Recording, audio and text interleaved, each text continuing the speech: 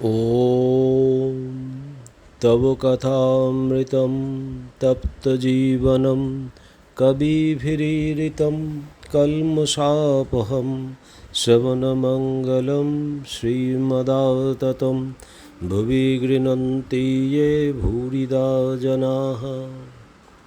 শ্রী শ্রী রামকৃষ্ণ কথামৃত দ্বিতীয় ভাগ তৃতীয় খণ্ড প্রথম পরিচ্ছেদ মণিলাল ও কাশী দর্শন। আইসো ভাই, আজ আবার ঠাকুর শ্রীরামকৃষ্ণকে দক্ষিণেশ্বরের মন্দিরে দর্শন করিতে যাই। তিনি ভক্ত সঙ্গে কিরূপ বিলাস করিতেছেন, ঈশ্বরের ভাবে সর্বদা কিরূপ সমাধিস্থ আছেন দেখিব। কখনো সমাধিস্থ, কখনো কীর্তনানন্দে মাতোয়ারা, আবার কখনো বা প্রাকৃত লোকের ন্যায় ভক্তের সহিত কথা কহিতেছেন দেখিব। শ্রীমুখে ঈশ্বর কথা বই আর কিছুই নাই। মন সর্বদা অন্তর্মুখ, ব্যবহার পঞ্চম বর্ষীয় বালকের ন্যায়। প্রতি নিঃশ্বাসের সহিত মায়ের নাম করিতেছেন। একেবারে অভিমান শূন্য পঞ্চম বর্ষীয় বালকের ন্যায় ব্যবহার। পঞ্চম বর্ষীয় বালক বিষয়ে আসক্তিশূন্য, সদানন্দ, সরল ও উদার প্রকৃতি। এক কথা, ঈশ্বর সত্য আর সমস্ত অনিত্য। 2 দিনের জন্য চলো সেই প্রেমোন্মত্ত বালককে দেখিতে যাই। মহাযোগী অনন্ত সাগরের তীরে একাকী বিচরণ করিতেছেন। সেই অনন্ত সচ্চিদানন্দ সাগর মধ্যে কি যেন দেখিতেছেন, দেখিয়া প্রেমে উন্মত্ত হইয়া বেড়াইতেছেন। আজ চৈত্র মাসের শুক্ল প্রতিপদ তিথি, রবিবার। গতকল্য শনিবার অমাবস্যাতে ঠাকুর বলরামের বাড়িতে গিয়াছিলেন। অমাবস্যা, নিবিড় আধার মধ্যে একাকী মহাকালী মহাকালের সহিত রমণ করিতেছেন। তাই ঠাকুর অমাবস্যাতে আর স্থির থাকিতে পারেন না। তাই বালকের অবস্থা। যিনি মাকে অহর্নিশি দেখিতেছেন, আর যার মা না হলে চলে না, তিনি বালক। আজ রবিবার 8ই এপ্রিল 1883 খ্রিস্টাব্দ, 26শে চৈত্র, প্রাতঃকাল।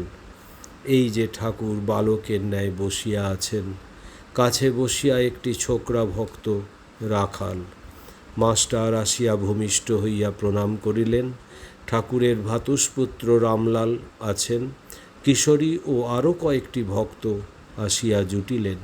পুরাতন ব্রাহ্ম ভক্ত শ্রীযুক্ত মণিলাল মল্লিক আসিয়া উপস্থিত হইলেন এবং ঠাকুর শ্রীরামকৃষ্ণকে প্রণাম করিলেন।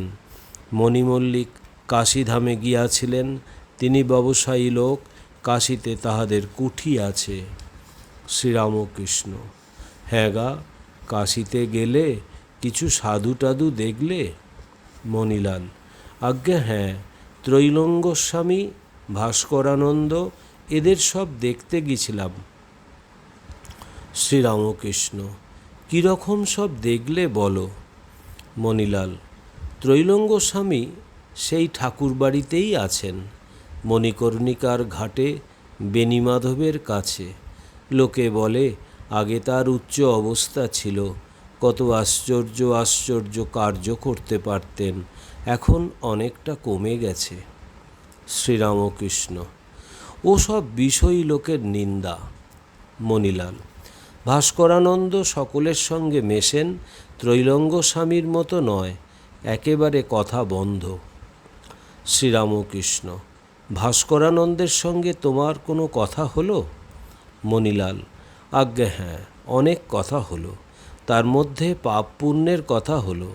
তিনি বললেন, পাপ পথে যেও না, পাপ চিন্তা ত্যাগ করবে। ঈশ্বর এই সব চান। যেসব কাজ করলে পুণ্য হয় এমন সব কর্ম করো। শ্রীরামকৃষ্ণ: হ্যাঁ, ও একরকম আছে, ঐহিকদের জন্য। যাদের চৈতন্য হয়েছে, যাদের ঈশ্বর সৎ আর সব অসৎ অনিত্য বলে বোধ হয়ে গেছে, তাদের আর এক রকম ভাব। তারা জানে যে ঈশ্বরই একমাত্র কর্তা আর সব অকর্তা। যাদের চৈতন্য হয়েছে তাদের বেতালে পা পড়ে না। হিসাব করে পাপ ত্যাগ করতে হয় না। ঈশ্বরের উপর এত ভালোবাসা যে যে কর্ম তারা করে সেই কর্মই সৎকর্ম। কিন্তু তারা জানে এ কর্মের কর্তা আমি নই, আমি ঈশ্বরের দাস। আমি যন্ত্র, তিনি যন্ত্রী। তিনি যেমন করান তেমনি করি, যেমন বলান তেমনি বলি, যিনি যেমন চালান তেমনি চলি। যাদের চৈতন্য হয়েছে তারা পাপ পুণ্যের পার। তারা দেখে ঈশ্বরই সব করছেন। এক জায়গায় একটি মঠ ছিল। মঠের সাধুরা রোজ মাধুকরী করতে যায়।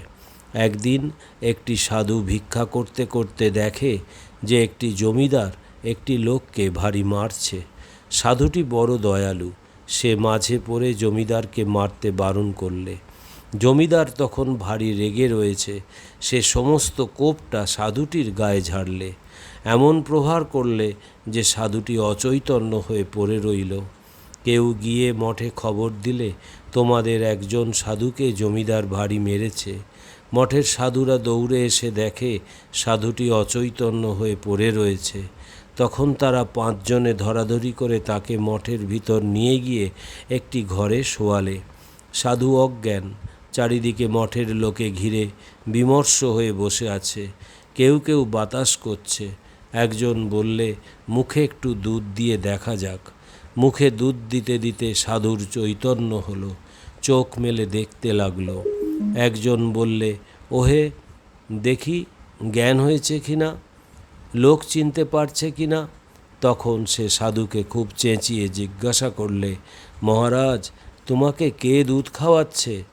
সাধু আস্তে আস্তে বলছে, ভাই যিনি আমাকে মেরেছিলেন তিনিই দুধ খাওয়াচ্ছেন।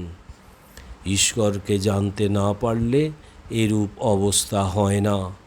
মণিলাল, আজ্ঞে আপনি যে কথা বললেন সে বড় উচ্চ অবস্থা। ভাস্করানন্দের সঙ্গে এই সব 5 রকম কথা হয়েছিল। শ্রীরামকৃষ্ণ, কোনো বাড়িতে থাকেন? মণিলাল, একজনের বাড়িতে থাকেন। শ্রীরামকৃষ্ণ, কত বয়স? মণিলাল, 55 হবে। শ্রীরামকৃষ্ণ, আর কিছু কথা হলো? মণিলাল, আমি জিজ্ঞাসা করলুম ভক্তি কিসে হয়? তিনি বললেন, রাম করো, রাম রাম বলো। শ্রীরামকৃষ্ণ, এ বেশ কথা। দ্বিতীয় পরিচ্ছেদ, গৃহস্থ ও কর্মযোগ। ঠাকুরবাড়িতে শ্রী শ্রী ভবতারিণী, শ্রী শ্রী রাধাকান্ত ও দ্বাদশ শিবের পূজা শেষ হইল। ক্রমে ভোগারথীর বাজনা বাজিতেছে। চৈত্র মাস, দ্বিপ্রহর বেলা, ভারী রৌদ্র। এইমাত্র জোয়ার আরম্ভ হইয়াছে। দক্ষিণ দিক হইতে হাওয়া উঠিয়াছে। পূতসলীলা ভাগীরথী এইমাত্র উত্তর বাহিনী হইয়াছেন। ঠাকুর আহারান্তে কক্ষ মধ্যে একটু বিশ্রাম করিতেছেন। রাখালের দেশ বসিরহাটের কাছে। দেশে গ্রীষ্মকালে বড় জলকষ্ট। শ্রীরামকৃষ্ণ মণিমল্লিকের প্রতি, দেখো রাখাল বলছিল ওদের দেশে বড় জলকষ্ট, তুমি সেখানে একটা পুষ্করিণী কাটাও না কেন? তাহলে কত লোকের উপকার হয়। সহাস্যে, তোমার তো অনেক টাকা আছে, অত টাকা নিয়ে কি করবে? তা শুনেছি তেলিরা নাকি বড় হিসাবী। ঠাকুরের ও ভক্তগণের হাস্য। মণিলাল মল্লিকের বাড়ি কলিকাতা সিঁদুরিয়াপটি। সিঁদুরিয়াপটির ব্রাহ্ম সমাজের অধিবেশন তাহার বাড়িতে হয়। ব্রাহ্ম সমাজের সাংবৎসরিক উৎসব উপলক্ষে তিনি অনেককে নিমন্ত্রণ করিয়া থাকেন। ঠাকুর শ্রীরামকৃষ্ণকেও নিমন্ত্রণ করিয়া থাকেন। মণিলালের বরাহনগরে একখানি বাগান আছে, সেখানে তিনি প্রায় একাকী আসিয়া থাকেন ও সেই সঙ্গে ঠাকুরকে দর্শন করিয়া যান। মণিলাল যথার্থ হিসাবী লোক বটে। সমস্ত গাড়ি ভাড়া করিয়া বরাহনগরে প্রায় আসেন না। ট্রামে চাপিয়া প্রথমে শোভাবাজারে আসেন, সেখানে শেয়ারের গাড়িতে চাপিয়া বরাহনগরে আসেন। অর্থের অভাব নাই। কয়েক বৎসর পরে গরিব ছাত্রদের ভরণ পোষণের জন্য এককালে প্রায় 25,000 টাকা বন্দোবস্ত করিয়া দিয়াছিলেন। মণিলাল চুপ করিয়া রহিলেন। কিয়ৎক্ষণ পরে এ কথা ও কথার পর কথার পিঠে বলিলেন, মহাশয়, পুষ্করিণীর কথা বলছিলেন, তা বললেই হয়। তা আবার তেলি ফেলি বলা কেন? ভক্তেরা কেহ কেউ মুখ টিপিয়া হাসিতেছেন, ঠাকুরও হাসিতেছেন। ওম নিরঞ্জনম নিত্যম অনন্তরূপম ভক্তানুকম্পাধীত বিগ্রহং বৈ ঈশাবতারম পরমেশমিড্ডম তং রামকৃষ্ণম শিরসা নমামহম। শ্রীরামকৃষ্ণ অর্পণমস্তু।